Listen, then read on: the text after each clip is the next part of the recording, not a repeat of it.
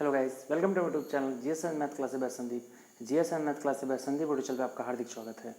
आज हम ज्योमेट्री का पार्ट 1 शुरू कर रहे हैं, जो कि आपको कई पार्ट में मिलेगी, ठीक है ना। तो क्योंकि ज्योमेट्री हमारा थोड़ा सा लॉन्ग पार्ट है, तो इसको हम छोटे छोटे वीडियो में करके आपको दे देंगे इसी चैनल पर, ठीक है। तो आज शुरू करते हैं पार्ट 1।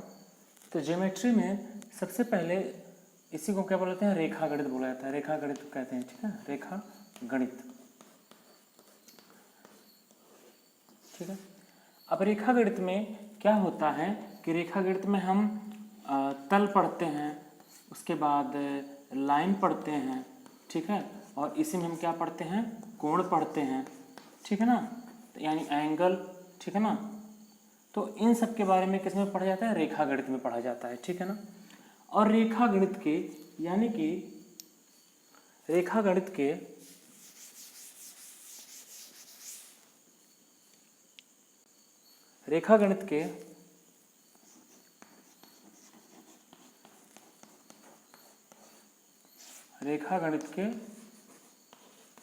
पिता, या हम बोल दें, या रेखा गणित के जनक बोल सकते हैं हम, रेखा गणित के जनक या फादर ऑफ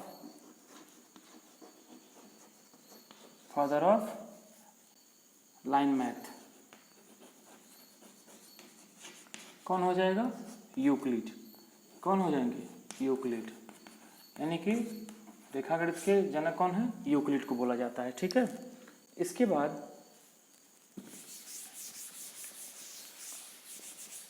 बाद हम पढ़ते हैं, अच्छा, रेखा गणित यानी ज्यामिति का जो शुरुआत होता है उसमें सबसे पहले आता है बिंदु, क्योंकि शुरुआत ही होती है किससे, बिंदु से, जिसको हम बोलते हैं पॉइंट। जिसको हम क्या बोलते हैं, पॉइंट। क्या होता है, देखिए, जैसे ये हम रख दिए एक बिंदु, ठीक है ना। अब देखिए इस बिंदु की, ठीक है ना, इस बिंदु की क्या हो जाएगी, ना तो कोई त्रिज्या है, ठीक है ना। क्या हो जाएगा, बिंदु में क्या है, कोई त्रिज्या नहीं है, इसीलिए इसको बोला जाता है कि ऐसा वृत्त जिसमें कोई त्रिज्या ना हो, ठीक है ना, इसमें कोई त्रिज्या ना होती है, ना इसकी कोई लंबाई होती है, तो इसको क्या बोला जाता है, बिंदु बोला जाते हैं। यानी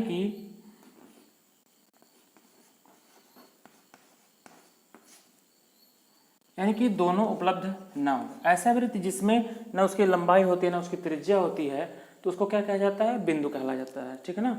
अब बिंदु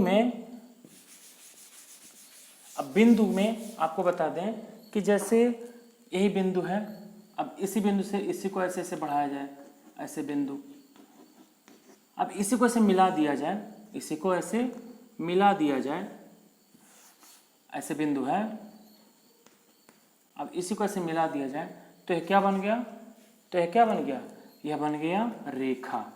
क्या बन गया, रेखा। यानी कि पूछा जाए कि एक रेखा जो होती है वो कितने बिंदु से मिलकर बनी होती है, तो जो रेखा होती है यह अनंत बिंदु से मिलकर बनी होती है, ठीक है, यह अनंत बिंदु से मिलकर बनी होती है। क्या, यानी कि एक जो रेखा होती है उस रेखा में अनंत बिंदु होते हैं, ठीक है। अब देखिए, जो रेखा होता है, रेखा को हम कितना भी आगे बढ़ा सकते हैं, जो रेखा होता है, रेखा को हम कितना भी आगे बढ़ा सकते हैं, जिसको हम बोलते हैं लाइन इंग्लिश में, ठीक है, रेखा में। अब रेखा के आगे आता है लाइन सेगमेंट, जिसको हम बोलते हैं रेखा खंड। रेखा खंड आगे आता है, रेखा खंड। ये क्या होता है, इसको हम बोलते हैं लाइन सेगमेंट बोलते हैं। क्या बोलते हैं, लाइन सेगमेंट बोलते हैं। ये क्या होता है, समझिए, जैसे ये बिंदु हो गया ए और ये बिंदु हो गया बी, ठीक है। अब इससे क्या नाम है, ये होगी रेखा ए बी, लेकिन यहाँ पे अब इसी के बीच में बिंदु यहाँ पे दे दिया जाए, यहाँ पे ये हो गया सी और ये हो गया डी। तो जो रेखा ए बी है, इस पे जो सी और डी होगा, ये क्या कहलाएगा, जो सी और डी है ये क्या कहलाएगा, रेखा खंड, और रेखाखंड को लिखने के लिए ऊपर ऐसे दिया जाता है, यानी कि ये रेखाखंड है। अब समझिए कैसे, जैसे मान लीजिए ये पेन है, ठीक है, ये पेन है। अब इस पेन में यहाँ पे मान लीजिए कोई पॉइंट दे दिया जाए और यहाँ पे कोई पॉइंट दे दिया जाए। अब इसमें से इसको कट करके निकाल लिया जाए तो यही क्या कहलाएगा, रेखाखंड। यानी कि यही लाइन पर 2 पॉइंट दे दिया जाए और उसको कट करके निकाल लिया जाए तो उसे क्या बोलते हैं, लाइन सेगमेंट बोलते हैं, ठीक है। अब देखिए जैसे यहाँ पर ए बी रेखा है तो यहाँ पर 2 बिंदु दे दिया गया, सी और डी दे दिया गया। अब सी और डी को यहाँ से निकाल लिया जाए और इसको ऐसे दर्शाया जाता है सी डी के ऊपर लाइन, तो इसको क्या बोलेंगे, रेखाखंड बोलेंगे, रेखाखंड बोलेंगे, ठीक है। इसके बाद आता है रेखा हो गया, रेखाखंड हो गया, बिंदु हो गया। इसके बाद आता है बिंदु में, आता है बिंदु में पार्ट होते हैं, तो बिंदु के भी पार्ट होते हैं जिसको हम बोलते हैं संरेख बिंदु। पहला क्या हो जाएगा, संरेख बिंदु, संरेख व असंरेख बिंदु। क्या बोलते हैं, संरेख व असंरेख बिंदु। यानी कि इसको इंग्लिश में क्या बोलेंगे, तो इंग्लिश में इसको क्या बोलेंगे, collinear, collinear and non collinear, and non collinear point. ये क्या होता है समझिए, जैसे बिंदु जो होता है, मान लीजिए बिंदु है, अब 1 2 3 ऐसे कई बिंदु है, उस स्ट्रेट मतलब सीधी रेखा में है। जैसे देखिए ये बिंदु हो गया, ये बिंदु हो गया, ये बिंदु हो गया, मान लीजिए 3 बिंदु है, तो इससे जो रेखा गुजरेगी ये क्या कहलाएगी, यह संरेख रेखा कहलाएगी। क्या कहलाएगी, संरेख कहलाएगी। क्या सन, अब इन बिंदुओं से होकर ये जो रेखा गुजरी है यह संरेख बिंदु कहलाएगा, ठीक है ना, यह संरेख बिंदु, ठीक है। लेकिन अब इस बिंदु ऐसे होता, ऐसे होता, ऐसे होता, तो इसको अगर हम मिला देंगे तो ये क्या बन जाएगा, एक त्रिभुज बन जाएगा, यानी कि ट्रायंगल बन जाएगा, और यह असंरेख बिंदु हो गया। यानी कि ये संरेख बिंदु होने के लिए क्या हो जाएगा कि बिंदु एक सीधी रेखा में होनी चाहिए। अब यहाँ पे देखिए, ये यहाँ पे ये बिंदु यहाँ पे एक बिंदु इधर है, तो यह असंरेख हो जाएगा। यानी कि इसे हम बोलेंगे असंरेख, इसे हम बोलेंगे असंरेख बोलेंगे, यानी कि नॉन कोलिनियर। और ये क्या हो जाएगा, जब बिंदु एक सीधी रेखा में रहे तो क्या हो जाएगा, कोलिनियर, ठीक है। इसके बाद जानते हैं, इसके बाद जानते हैं प्रतिच्छेद बिंदु। क्या जानेंगे, प्रतिच्छेद बिंदु, प्रतिच्छेद बिंदु, प्रतिच्छेद बिंदु। इसको इंग्लिश में क्या बोलते हैं, पॉइंट ऑफ, इसको इंग्लिश में क्या बोलेंगे, पॉइंट ऑफ इंटरसेक्शन। क्या बोलेंगे, पॉइंट ऑफ इंटरसेक्शन। ये क्या हो जाएगा, देखिए जैसे कोई बिंदु है, ठीक है, कोई बिंदु है, अब उस बिंदु से कई रेखाएं गुजर रही हैं। देखिए जैसे ये बिंदु है, ये बिंदु है, अब यहाँ से ये रेखा गुजर रही है, फिर ऐसे रेखा गुजर रही है, फिर ऐसे रेखा गुजर रही है, फिर ऐसे रेखा गुजर रही है, ठीक है, ठीक। तो जो ये बिंदु होगा, ये इस बिंदु को हम बोलेंगे प्रतिच्छेद बिंदु। क्या बोलेंगे, प्रतिच्छेद बिंदु बोलेंगे इसको, ठीक है, इसको बोलेंगे हम प्रतिच्छेद बिंदु, ठीक है ना।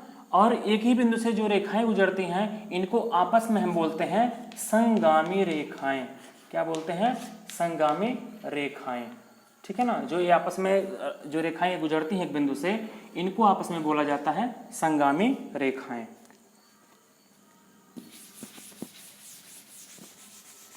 इसके बाद आता है, रेखा बता ही दिया गया कि एक रेखा में अनंत बिंदु होती है। रेखा को दोनों छोरों से अनंत तक बढ़ाया जा सकता है, लेकिन रेखाखंड को अनंत तक नहीं बढ़ाया जा सकता, क्योंकि वह रेखाखंड होता है, रेखा का एक खंड होता है, ठीक है। अब देखिए जो रेखा में होता है, रेखा के भी कई पार्ट होते हैं, यानी कि रेखा यानी कि जो लाइन होता है, लाइन के भी कई पार्ट होते हैं। जैसे होता है वक्र रेखा, वक्र रेखा। अब वक्र रेखा क्या होता है, यानी कि कर्व लाइन, कर्व्ड लाइन। ये क्या होता है, कर्व्ड लाइन क्या होता है, या कर्व लाइन। इसको क्या होता है, जैसे ये ऐसे चलता है, देखिए ये क्या है, ये कर्व लाइन है, यानी कि ये वक्र रेखा है। इसके बाद क्या आता है, सरल रेखा। इसके बाद क्या आता है, सरल रेखा, जिसको हम बोलते हैं स्ट्रेट लाइन। क्या बोलते हैं, स्ट्रेट लाइन। यह क्या होता है, यही होता है जो आपका एक नॉर्मल लाइन होती है ऐसे और ये ऐसे, इसको क्या बोलते हैं, स्ट्रेट लाइन बोलते हैं, इसको स्ट्रेट लाइन बोला जाता है। ठीक है, इसके बाद आता है, इसके बाद आता है संगामी रेखा। आपको बता दिए संगामी रेखा क्या हो जाएगा कि जैसे पॉइंट फिर से बता दे रहे हैं, ये इस बिंदु, इसको कहा जाएगा प्रतिच्छेद बिंदु, और ये रेखाएं आपस में क्या कहलाएंगी, ये कहलाएंगी संगामी रेखाएं। अब देखिए अगला आता है समांतर रेखाएं। समांतर रेखाएं क्या होती हैं, यानी पैरेलल लाइन। क्या बोलते हैं, समांतर रेखाएं। समांतर रेखाएं या क्या हो जाएंगी, यानी कि पैरेलल लाइन।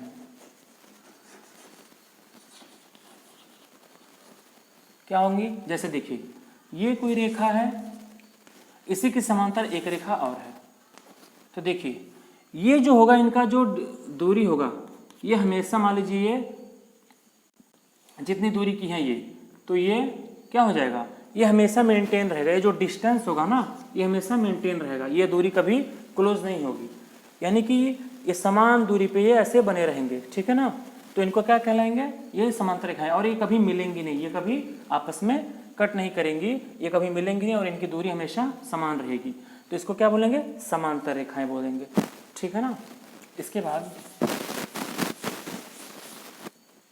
समांतर रेखाएं के बाद अब आता है, जैसे ये दो समांतर रेखाएं हैं, ठीक है, और इनको एक कोई तिर्यक रेखा कट कर रही है। ठीक है, अब हम जानेंगे कि एकांतर कोण क्या होता है। ठीक है ना, ये सब। तो इनको मान लीजिए कोई तिर्यक रेखा कट कर रही है, इनको क्या कर रही है, कोई तिर्यक रेखा कट कर रही है। ठीक, तो जब जो एक तिर्यक रेखा कट करेगी, तो यहाँ पे देखिए सबसे पहले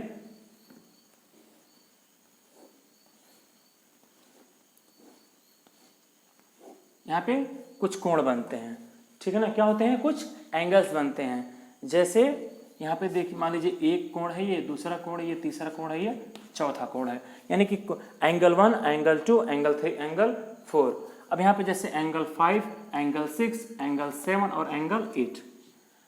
तो इसमें क्या होता है कि कुछ जो एंगल होते हैं वो दूसरे एंगल के इक्वल्स होते हैं। क्या होते हैं, इक्वल्स होते हैं। अब जैसे हम सबसे पहले बात करेंगे एकांतर कोण की, तो देखिए अगर एकांतर कोण की बात किया जाए, तो देखिए दो समांतर रेखाएं जब एक तिर्यक रेखा को काट देती हैं, तो जो अब यहाँ से हम क्या निकालते हैं, कोण होता है, एकांतर कोण होता है। अब देखिए सबसे पहले ये जो होता है, ये इसको बोलते हैं हम बाह्य कोण। क्या बोलते हैं, यह बाह्य कोण है, क्योंकि यह देखिए इसके बाहर है और ये इसके बाहर का कोण है, तो इन दोनों को क्या बोलेंगे, बाह्य कोण बोलेंगे। क्या बोलेंगे, बाह्य कोण बोलेंगे।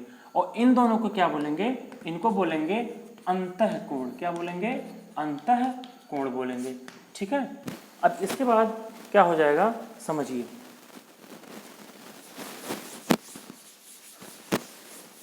यहां से जैसे ये दो लाइन है, अब यहां पे इसको काट दिया, तो क्या हो जाएगा, 1 2, ठीक है ना, क्या हो जाएगा, कोण 1 2, उसके बाद क्या हो जाएगा 3 4, फिर यहाँ 5, ये 6, ये 7 और ये 8। अब यहाँ से हम एकांतर कोण को जानते हैं, तो देखिए एक का अंतर, यहाँ देखिए ये एक लाइन का अंतर है, नहीं तो दोनों मिल जाते हैं। तो यहाँ से हम बोल देंगे, यहाँ से हम क्या बोलेंगे, अगर मुझे चाहिए एकांतर कोण चाहिए हमको, एकांतर कोण की बात किया जाए, तो एकांतर कोण क्या हो जाएगा, तो एकांतर कोण हो जाएगा, जैसे ये 3 और ये 5 है, तो ये क्या हो जाएगा, ये 3 और ये 5, ये क्या हो जाएंगे, ये एकांतर कोण हो जाएंगे। क्या हो जाएंगे, ये एकांतर कोण हो जाएंगे। ये पहला एकांतर कोण यहाँ से निकल गया। अब देखिए जब एकांतर कोण यहाँ से निकल गया, यानी कि angle 3 is equal to angle 5।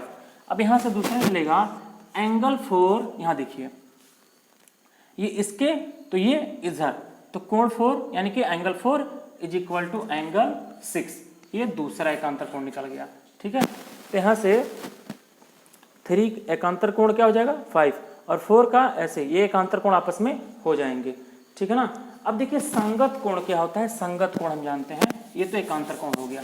संगत कोण क्या हो जाएगा, देखिए ये है, देखिए ये बाह्य कोण है यानी कि एंगल 1 है।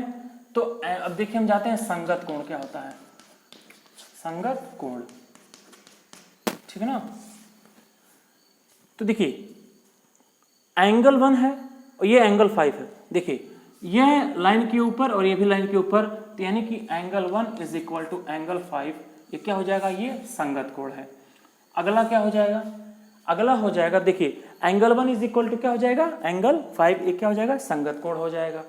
ठीक है, इसके बाद देखिए एंगल 4 कहाँ है, देखिए ये एंगल 4, अब ये देखिए ये लाइन के नीचे तो ये भी लाइन के नीचे, तो यानी कि angle 4 is equal to angle 8, ये भी संगत कोण हो जाएगा। अगला कौन सा मिलेगा, अगला मिलेगा एंगल 2। देखिए एंगल 2 यहाँ देखिए ये लाइन के ऊपर एंगल 2 है, तो यहाँ लाइन के ऊपर 6 है, तो angle 2 is equal to angle 6, ये क्या हो जाएगा, ये भी एक संगत कोण हो जाएगा। इसके बाद एंगल 3 देखिए यहाँ पे है, तो angle 3 is equal to angle 7, angle 3 is equal to angle 7, ये सब क्या हो जाएंगे, ये सब संगत कोण हो जाएंगे। ठीक है, तो ये सब थोड़ा सा ज्योमेट्री का पार्ट 1 है, इसको छोटे में बनाया जा रहा है जिससे ज़्यादा लंबा वीडियो ना बने, तो इसको हम पार्ट वाइज लेकर आएंगे। ठीक है, तो आज ज्योमेट्री का पार्ट 1 था, इसके आगे हम ज्योमेट्री का पार्ट 2 कल अपलोड करेंगे। ठीक है, तो आज के लिए इतना ही। चैनल को ज़्यादा से ज़्यादा प्यार दें और आशा करते हैं कि आज का वीडियो आपको पसंद आया होगा और वीडियो समझ में भी आएगा आपको। ठीक है, तो जय हिंद, जय भारत, थैंक यू।